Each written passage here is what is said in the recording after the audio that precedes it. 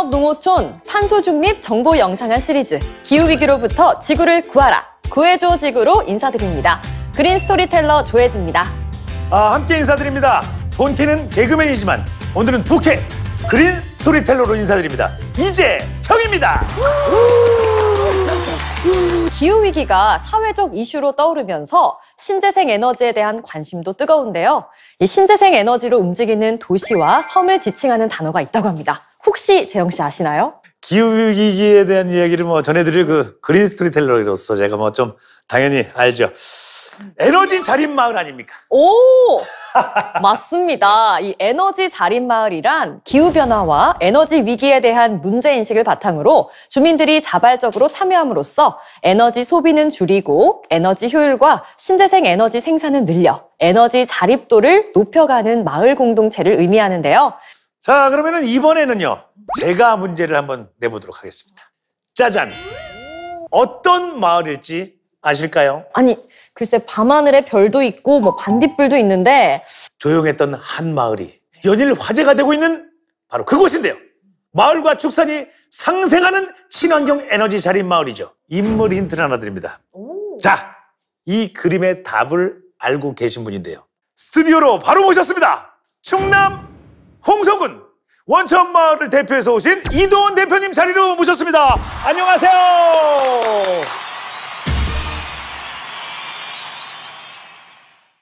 이 그림이 2013년, 4년 이때 우리 마을의 미래상이라고 해서 그려졌던 그림입니다. 그래서 그때 이제 우리 마을이 친환경 에너지 자립 마을로 가겠다라고 하면서 이걸 그림에 남겨놓고 싶은 거예요. 그래서 보시면은 풍력도 보이고 바이오가스도 보이고 맑은 하늘도 있고 물도 맑아지는 그런 마을의 미래상을 그림에 그때 담아주었던 겁니다. 자, 그리고 더 놀라운 것은요. 기후위기, 탄소중립, 그린 뉴딜과 같은 이야기들이 화두로 떠오르기 전부터이며 에너지 자립마을로 도약할 계획을 세우기 시작하셨다고 하더라고요. 기억하실지 모르겠지만 2013년 그 해가 돼지 키우기도 힘들고 농사 짓기도 무지 힘든 해였습니다. 왜요? 무지 더웠어요. 그래서 이제 돼지는 너무 더우니까 폐사 직전까지 가고. 맞아요. 진짜 너무 더우면 힘들죠. 맞습니다. 그리고 이거 모내기를 해야 되는데 물이 없으니까 이제 우리 마을이 다 시름에 빠진 거예요. 저희 같은 경우는 급하게 에어컨을 설치를 해서 돼지 무더위를 풀어주고.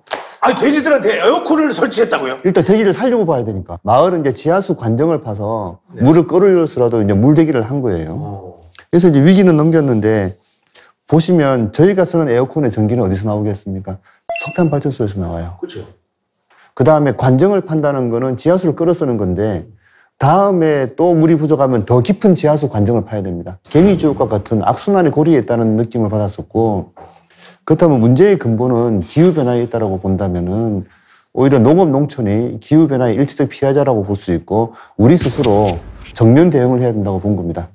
해서 에너지 자립, 기후변화 이런 문제들을 우리 스스로 한번 해결해 나가보자는 차원에서 에너지 자립이나 이런 얘기들을 하게 된 겁니다. 그리고 그중에서 가장 주목받은 것은 바로 이 돼지 분뇨로 재생에너지를 만드는 바이오가스 플랜트를 운영해서 그 가능성을 보여줬다고 하는데요. 도시 같으면은 음식물이 버려지는 유기물이니까 바이오가스를 만들 테고 농촌 아닙니까? 여긴 돼지 분뇨나 이런 것들이 유기물로 버려지지 않습니까? 그래서 이러한 것들을 모아서 메탄이라는 에너지를 만들어내는 그런 플랜트 시설로 보시면 됩니다. 메탄가스가 에너지화 된다. 참 이게 좀 딱 그림이 확 그려지지가 않아요. 근데 과연 어떤 과정을 거쳐서 만들어지는 건가요? 술 좋아하세요? 술 제가 좋아하죠. 만들어 보셨어요? 어제도 좀 먹었어요. 아, 그래요? 네, 살짝. 자, 그러면은 우리 술을 만들 때 와인도 그렇고 우리 전통주도 그렇고 어떻게 합니까? 누룩이나 물을 넣고 이렇게 이제 쌀을 집어넣고 뚜껑을 막죠. 그러면 공기가 들어갑니까? 안 들어갑니까? 공기가 안 들어가죠. 안 들어가죠. 그 상태에서 발효가 일어나죠. 그러면서 이게 알코올로 바뀌지 않습니까? 그죠. 이 과정을 현기성 발효라고 합니다. 근데 이게 발효가 될 때 한쪽 가지치기로는 술이 될 수도 있고 다른 가지치기로 가면 메탄가스를 만들 수도 있습니다.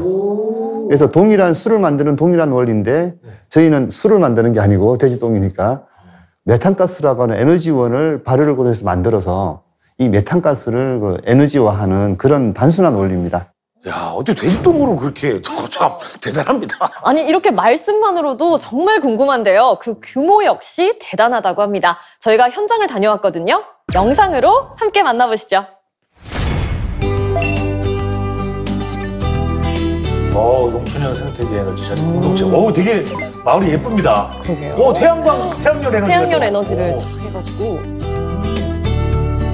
저희는 밥 먹는 전기도 직접 만들어 쓰고 불 켜는 전기도 직접 우리가 만듭니다. 보시면 집집마다 태양광 패널이 붙여 있잖아요. 되게 뿌듯하시겠다. 진짜 뿌듯하실 마을 것 주민들. 같아. 공장이 있네요. 공장. 와. 깔끔해요. 와. 돼지 분뇨 남내가 굉장히 고약하거든요. 이것 좀 어떻게 해결할 수 있을까 고민하다가 가축 분뇨로 해서도 전기를 생산할 수 있는 것을 알게 된 겁니다. 진짜 깔끔해요. 와, 진짜 깔끔해요. 진짜. 냄새가 안 날 것 같아요. 우리가 알고 있던 그런 축사가 아니에요. 축사가 아니에요. 와. 남는 폐열로 이용해가지고 유리 온실에 파파야라든가 열대 과일 작물을 재배할 계획을 가지고 지금 추진 중에 있습니다. 이것도 잘 되면은 저희 마을의 특산품이 되고 노인분들 일자리 창출도 될 것 같습니다. 와, 너무 깔끔하고. 진짜 깔끔하다. 아니, 정말 축산 농가가 맞습니까? 와, 그죠? 아니, 진짜 저는 반도체 무슨 회사인 줄 알았어요. 그러니까 회사 같아요, 회사. 근데 무슨 대규모 그 공장 같기도 하고. 더 놀라운 곳은 이곳에서 하루 최대 110톤을 처리하고 또 시간당 약 430kW의 전기를 생산할 수 있는 시설이라고 합니다. 와. 예, 그래서 저게 막 공장같이 보이죠. 예, 진짜 너무 깨끗해. 돼지똥이 안 보여요. 예, 변비 있는 거 아니에요, 애들? 왜 그러냐면 잠시 인터뷰에서도 나오지만 냄새가 나면 안 되겠죠. 이제 그러면 마치 술 만들 때 밀폐를 잘해야지 네. 뭐 술이 만들어지듯이 그쵸.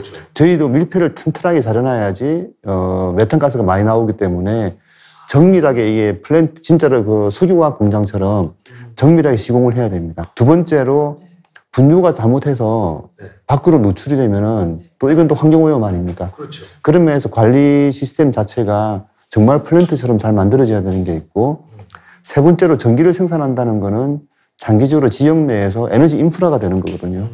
그래서 실제로 처리하는 건 똥이지만 시설 자체는 굉장히 첨단의 플랜트 시설을 지을 수밖에 없는 그러한 특징을 가지고 있습니다. 이렇게 앞으로 바이오 플랜트가 가축 분뇨 처리 시설의 인식을 변화시킬 것으로 생각이 드는데요. 그래서일까요? 저는 대표님이 한 인터뷰에서 하신 이 이야기가 오래도록 기억이 남았더라고요. 돼지 분뇨는 나에게 연꽃과 같다 이렇게 말씀하셨는데 이게 어떤 의미예요? 가축 분뇨 때문에 도시에서 볼 때는 이게 기후변화의 원흉이 아니냐는 얘기도 듣고 마을에서 볼 때는 냄새가 난단 말입니다. 그렇죠. 근데 이게 연못에 보면은 바닥에는 뭐가 있습니까? 바닥에는 더러운 막 진흙 같은 이끼, 게, 뭐 진흙 같은 게 있단 그렇죠. 말입니다. 근데 사실은 그 진흙에 뿌리를 두고 휘는 게 연꽃이에요. 마찬가지로 천대받고 미움받는 그 가축 분뇨가 뿌리가 돼서 어떤 지역이 더 발전할 수 있는 연꽃과 같은 모습을 갖출 수 있을 것 같아서 저한테는 가축 분뇨가 연꽃과 같다라는 제 희망으로 표현을 하긴 합니다. 너무 시적인 표현이었어요. 풍류시인 같았어요. 네, 되게 멋있었습니다. 네. 뭐 이런 아름다운 결과가 나오기까지 분명히 힘들고 어려우셨던 부분이 있으셨을 것 같아요. 저는 제일 먼저 걱정되는 부분이 과연 이 마을 주민분들과의 소통, 이 설득의 과정에서 어려움은 없으셨을까라는 궁금증이 먼저 딱 생기더라고요. 어떠셨나요? 보통 이제 바이오가스 플랜트를 똥공장이라고 불러요. 네, 편하게 그냥 말씀하시면 예, 일상적으로는 맞습니다. 똥공장이라고 하죠. 그리고 마을에 똥공장 들어오는 걸 반길 분들은 아무데도 없는 건 당연한 그렇죠. 위치입니다. 내용을 모를 때는. 예. 근데 뭐 저희들 어떤 갈등 해결의 과정이 없었던 건 아니지만 다른 게 한 가지 있습니다. 어떤 거죠? 저희는 아까 모두에 말씀드린 것처럼 에너지 자립 마을로 가겠다는 비전을 2014년도에 먼저 세웠습니다. 돼지 농장이 있고 돼지 똥이 있으니까 이걸 내버려 두면 안 되겠죠. 그렇죠. 이것도 온실가스 감축이나 에너지 자립으로 가야 되지 않겠습니까? 그런 마을 발전의 큰 로드맵 상에서 가축 분뇨를 에너지화 하려고 한 겁니다. 대표님, 원천 마을은 이런데 해외 사례는 또 어떤가요? 해외 사례가 있다고 하는 게 펠트하임이나 뭐 덴마크 삼수해성 같은 데들이 있더라고요. 네. 근데 거기가 왜 잘하지? 하고 이제 저도 더 공부를 해야 되니까 좀 자료들을 봤어요. 특징이 뭐냐면은 자기 지역의 특성에 맞게 개발들을 다 하셨어요. 그러니까 덴마크 3차선 같으면 어디 쪽이냐면은 북대서양 해변가니까 항상 바람이 불어요. 그렇죠. 해풍이 계속 오니까 풍력을 하신 거예요. 그 다음에 이제 펠트하임이나 오스트리아 쪽을 보면은 그 독일에 보면 블랙 포레스트라고 해서 산림이 많잖아요. 그렇죠. 그러니까 자기 지역에는 산림이나 돼지 똥이나 이런 걸 에너지화 하다 보니까 뭐 풍력과 산림 자원과 분유가 같이 가는 융복합 사업이 만들어지기도 하고 결국 저희가 했던 것도 같은 거더라고요. 마을 안에서 에너지 자립을 하겠다고 하고 우리 마을에 뭐가 있지를 보다 보니까 돼지똥을 발견한 거였거든요. 그래서 이제 결국 해외 사례라고 하는 것들에서 우리가 배울 게 있다면 그 지역의 특성에 맞게 그 지역의 주민의 의견을 반영을 해서 장기간 계획을 세워서 진행한 것들이 정작 배워야 될 핵심이 아닐까 생각을 하고 있습니다. 지역의 특성에 맞춤형으로 했던 게 성공의 이유가 아니었을까 그러네요. 이렇게 말씀해 주셨습니다. 앞으로 기후위기 시대를 맞아서 축산농가가 나아가야 할 방향 이런 게 있다면 어떤 게 있을까요? 예, 저도 이제 돼지 키우는 농가란 말입니다. 축산업이 하는 역할은 우리 국민들에게 동물성 단백질을 공급하는 먹거리 공급 생산자입니다. 저도 공급이 많이 돼 있습니다. 감사합니다. 가득하게. 예, 앞으로도 우리 한돈을 좀 많이 애용해 주시면 대단히 한돈 감사하겠습니다. 감사합니다. 기왕이면 어떤 먹거리를 생산하는 데 있어서 효율성을 높여서 낭비를 줄이는 쪽이 한쪽이라고 봅니다. 예를 들어 아까 왜 더우니까 전기를 많이 쓴다고 했는데 그렇죠. 축사를 좀 잘 지어서 단열을 높이면 화석연료나 전기를 덜 쓰겠죠. 그 다음에 그 사료를 먹는데 좀 온실가스 배출을 덜 하고 돼지가 잘 크는 사료를 만들면은 그만큼 분유량이 줄어드니까 온실가스 배출이 줄어들겠죠. 그래서 이제 한쪽 축은 효율성을 높이는 거라고 봅니다. 두 번째는 감축, 줄이는 노력인데요. 마치 이제 가축 분유로 나왔단 말입니다. 근데 이제 메탄이 굉장히 이제 강력한 온실가스 배출원인데 이렇게 가축 분유를 에너지화 한다든지 해서 온실가스 자체를 줄이고 재생에너지를 만들 수도 있고요. 한쪽은 효율성 증대를 통한 저감, 다른 쪽은 바이오 에너지가 됐던 재생에너지를 활용한 감축. 이 두 가지 노력을 통해서 어떤 기후변화를 걱정하시는 우리 국민들에게 그래도 편하게 드실 수 있는 먹거리를 공급하는 일을 해야 되지 않나? 뭐 이런 생각입니다. 그래서 저도 준비됐습니다. 어떤 준비요? 계속 준비가 돼 있어요. 그린 스토리텔러로서 네. 제가 일상 속에서 할 수 있는 작은 탄소 중립 생활들을 실천할 것을 제가 좀 준비를 하고 있습니다. 오늘부터 실천하실 거죠? 그렇습니다. 오늘 이 순간부터 가까운 곳은 걸어갈 거예요. 걸어갈 거고 그리고 우리 친환경 상품을 구매할 겁니다. 그리고 가전제품 플러그 다 뽑을 거예요. 집에 있는 거 나갈 때 다 뽑고 두꺼비 좀 뚝 내리고 그러면 안 되겠죠. 그러면 안 됩니다. 써보니까 이렇게 올라서 딱 줄여야죠. 하나 더 해서 겨울엔 20도 이하로 적정 실내 온도 유지하기. 저 역시 탄소 중립 시대 현명한 탄소 중립 생활을 실천하도록 하겠습니다. 지금까지 농업 농어촌 탄소 중립 정보 영상한 시리즈 기후위기로부터 지구를 구하라. 구해줘 지구 축산편을 함께했습니다.